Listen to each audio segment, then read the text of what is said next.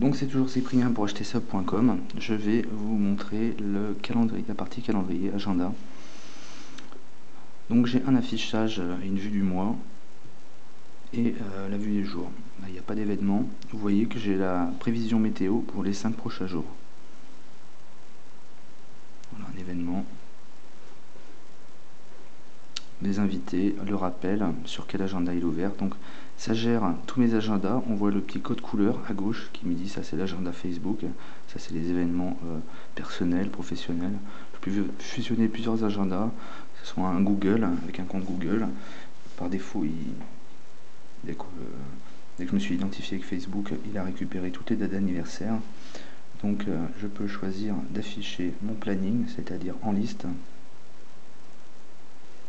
Revenir à la vue du jour, le mode semaine,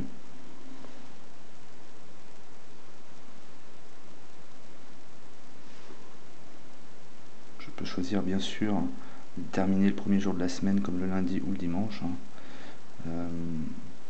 la vue aujourd'hui, retourner aujourd'hui, la vue jour, donc voilà, afficher le jour, afficher l'agenda ou nouvel événement, ou directement par là. Et pour les agendas, eh bien, j'ai le choix d'afficher. Donc ça c'est mon perso Google, professionnel, les jours fériés en France, donc lié avec l'agenda Google, les numéros de semaine, l'agenda de telle adresse mail, de PC Sync ou de Facebook. Je peux cocher ou décocher pour qu'ils apparaissent ou tous. Donc ils ont tous un code couleur, histoire de les différencier du premier coup d'œil. C'est bien fait. Donc quand on est connecté à un compte, on récupère son agenda Google. Dès que j'apporte une modification, il la modifie sur le serveur. Et dans les deux sens, je la modifie sur mon ordi, il la modifie dans mon téléphone. Vraiment pratique pour tenir à jour tous ces contacts, plutôt qu'enregistrer tous ces événements en interne.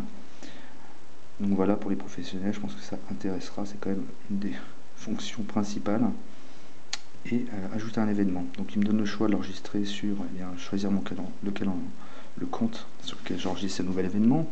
Donc le titre de l'événement, les jours avec cette petite roulette à la HTC, les heures pareil.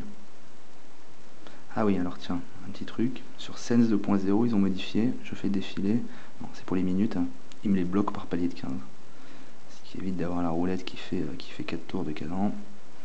C'est plutôt pratique, c'est un détail mais à l'utilisation c'est quand même plus pratique.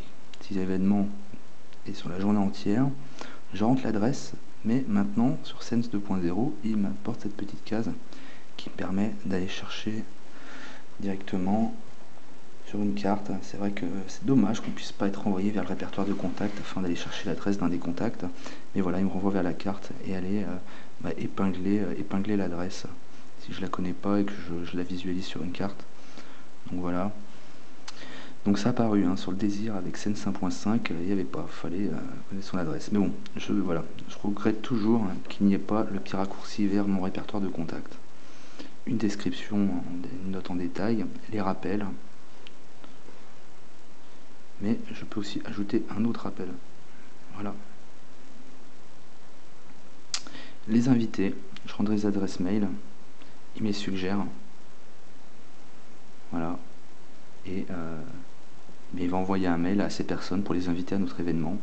Et elles répondront si elles seront présentes, ou si elles ne le seront pas, ou si elles ne savent pas encore, et dans ce cas, elles cocheront peut-être. Et après, dans mon événement, donc voilà, est-ce que c'est un événement ponctuel, quotidien, hebdomadaire, donc chaque dimanche, mensuel le jour 20 ou annuel tous les 20 mars. Donc ça c'est complet. Pour terminer avec ça, alors on va voir un événement où il y a des invités. Non, je sais pas, voilà, celui-ci est invité, non. Je peux partager, envoyer un email directement. Voilà pour l'agenda. Je ne vais pas m'attarder plus longtemps, plutôt basique mais plutôt réussi. J'ai différents widgets pour l'agenda, celui avec la vue mois bien sûr, je peux faire défiler les mois de haut en bas, ou j'ai un autre widget, voilà, où il m'affiche en liste, toujours avec les codes couleurs pour différencier différents agendas, ou la petite barre, voilà, j'ai plusieurs affichages possibles. Voilà pour la partie agenda.